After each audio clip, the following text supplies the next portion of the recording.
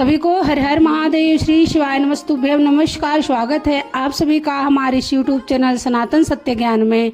सभी को वैकुंठ चतुर्दशी पर्व की बहुत बहुत शुभकामनाएं। हरि और हर आप सबको खूब सारी खुशियां दे, सभी के घर में ढेर सारी खुशियां आए। आइए सुनते हैं वैकुंठ चतुर्दशी में सुनने जाने वाली पौराणिक कथाएं। सनातन धर्म में वैकुंठ चतुर्दशी का विशेष स्थान है। इस दिन सृष्टि के पालनहार भगवान विष्णु और भगवान शिव दोनों की एक साथ पूजा की जाती है। वर्ष में यही एकमात्र अवसर होता है जब इन दो महान देवताओं की एक साथ पूजा की जाती है। मान्यता है कि जो व्यक्ति इस दिन श्रद्धा और विधि विधान से पूजा का व्रत करता है उसे स्वर्ग की प्राप्ति होती है और जीवन के समस्त दुखों से मुक्ति मिलती है।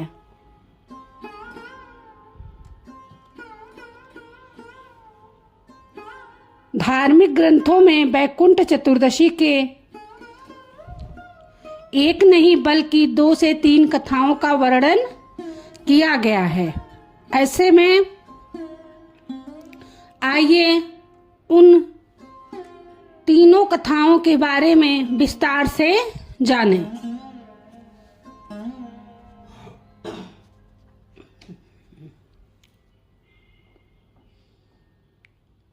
आप लोगों के यहाँ वैकुंठ चतुर्दशी का पर्व कैसे मनाया जाता है? कमेंट में राधे राधे, हर हर महादेव लिख के, ओम नमो भगवते वासुदेवाय लिख के जरूर बताइएगा।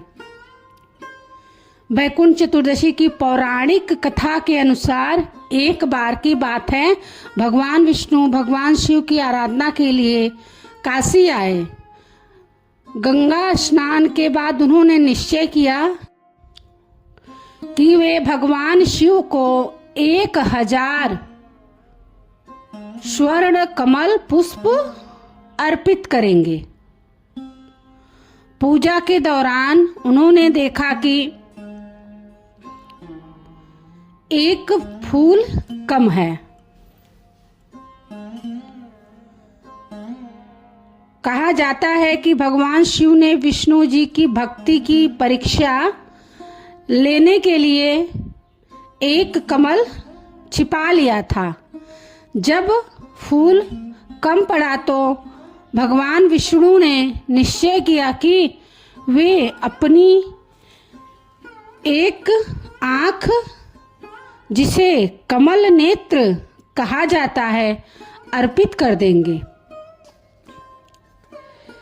जैसे ही वे ऐसा करने वाले थे, भगवान शिव प्रकट हुए और उन्हें ऐसा करने से रोक लिया। भगवान विष्णु की सच्ची भक्ति देखकर भोलेनाथ अत्यंत प्रसन्न हुए और उन्हें सुदर्शन चक्र का वरदान दिया।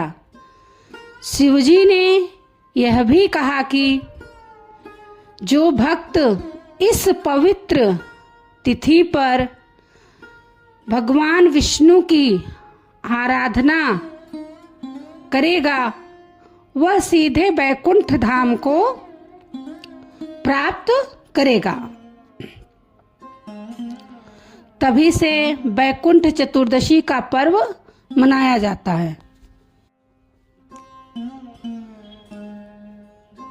एक अन्य कथा के अनुसार एक बार नारद जी पृथ्वी लोक से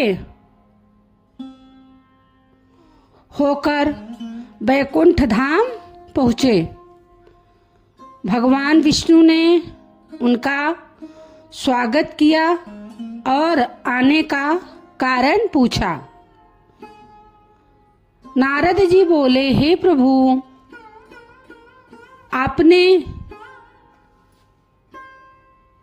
कृपा निधान नाम धारण किया है, परंतु आपकी कृपा केवल कुछ भक्तों पर ही होती है। साधारण मनुष्य आपकी भक्ति के बावजूद मुक्ति से वंचित रह जाते हैं। कृपया कोई ऐसा उपाय बताएं जिससे सामान्य लोग भी आपकी भक्ति से मोक्ष प्राप्त कर लें। नारद जी की बात सुनकर भगवान विष्णु बोले, हे नारद, कार्तिक शुक्ल पक्ष की चतुर्दशी को जो भी स्त्री या पुरुष श्रद्धा पूर्वक व्रत रखेगा और मेरी पूजा करेगा, उसके लिए स्वर्ग के द्वार स्वयं खुल जाएंगे। इसके बाद भगवान विष्णु ने अपने द्वारपाल जय विजय को आदेश दिया कि वे इस दिन स्वर्ग के द्वार खुले रखें। उन्होंने कहा कि जो भक्त मेरे नाम का स्मरण कर पूजा करेगा उसे बैकुंठ धाम की प्राप्ति अवश्य होगी।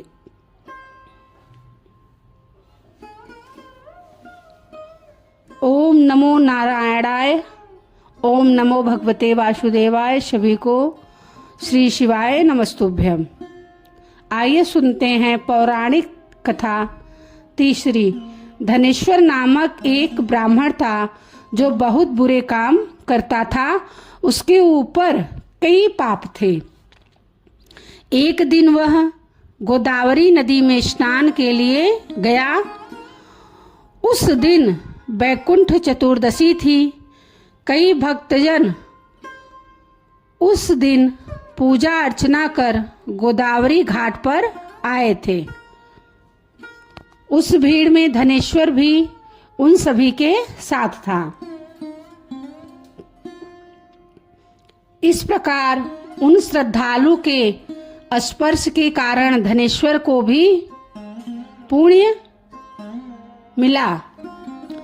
जब उसकी मृत्यु हो गई तब उसे यमराज लेकर गए और नरक में भेज दिया।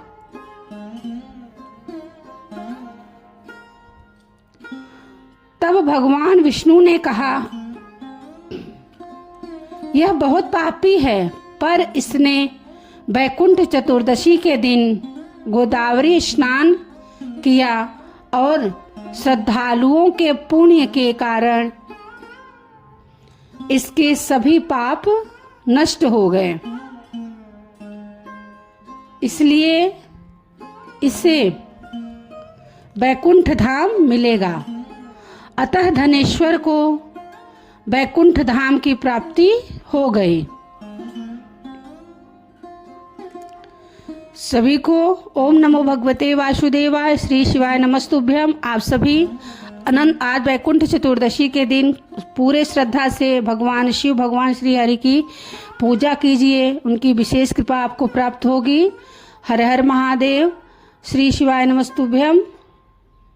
जय भोलेनाथ।